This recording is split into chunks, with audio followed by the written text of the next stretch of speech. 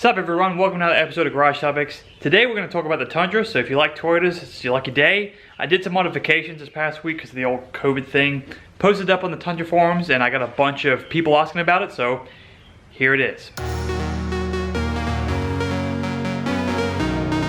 Alright, so it was supposed to storm the other day, so normally where the Tundra's at is not. It's out actually in the barn. So let's go get the Tundra out of the barn and show you what I did to it.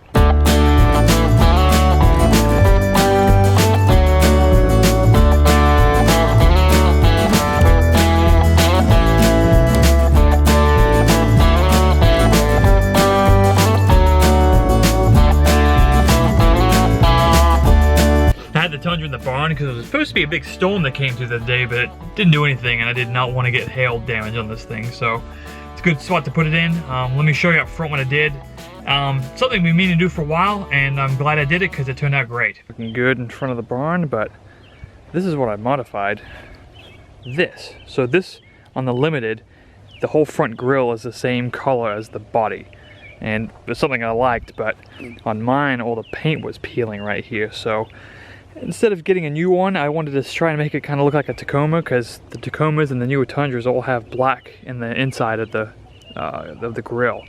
If you have an SR5 Tundra, what happens, you can kind of see it, the outline here. This is filled in with some chrome or something like that, so if you got one of those, I'd kind of recommend a different route, but for the Limited ones, if you can find one and want to do this, this is what I did. I had some issues because the paint was all peeling, so I had some extra prep work to do, but basically, needed to pop the bolts out of the back of this. There's only a handful of them, super easy. Then the latch you have to take off as well. And then once you get it out, then you got to sand it for a while. I used a Scotch-Brite pad at first, and that just wasn't really working. So then I used the 800 grit sandpaper, and that really helped it knock it down. And so once I did that, I had to mask it all up. And then once I had it masked up, I was ready for paint.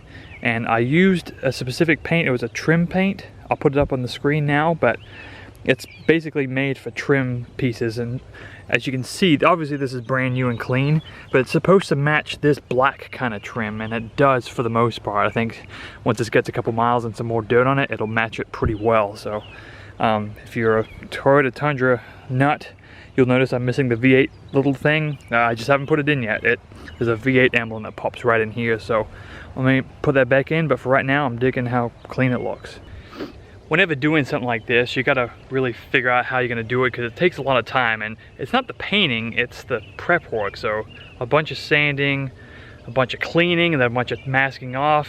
It takes forever.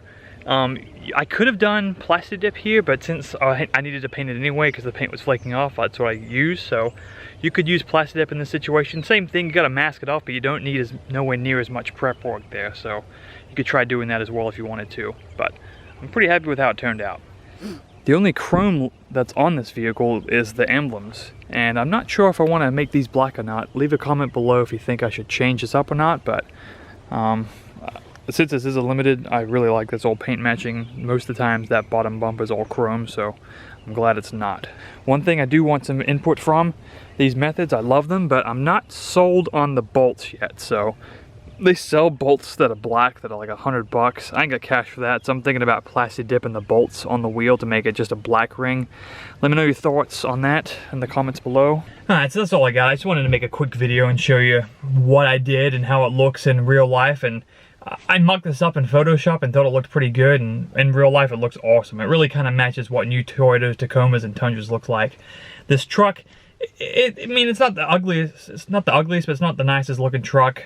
I'm trying to do what I can to make it look a little bit better because they're so cheap. You can spend money and time on it and it will still be way cheaper than the newer Toyotas, but you've got the reliability of the Toyota name, like from the mid-2000s as well. So that's what I love about this truck. Obviously because of COVID, I'm not really driving it a whole lot, so there was actually a bird's nest that's set up in the engine bay from it sitting for about a week, and I've never had that happen before. My neighbor's got a Tundra as well, and he had the same thing happen as well with a bird's nest, and he's got 5 eggs just chilling in there. I tried to move my nest somewhere else, and it didn't work out, to be expected, but it's better than me driving down the highway and eggs start flying out somewhere. Let me know what you think. These videos on the Tundra have been doing incredible, so thanks a lot for sharing with all your friends and liking them. It's really helping the channel out, and I'm going to do more modifications to this Tundra and share the process with you guys, because I'm really happy to share it with everyone. Thanks a lot for watching. Make sure you don't go crazy in your car or at your house with the COVID, and make sure your dog doesn't go around people because you don't want the dog getting that COVID-19. Catch you guys later. Peace out.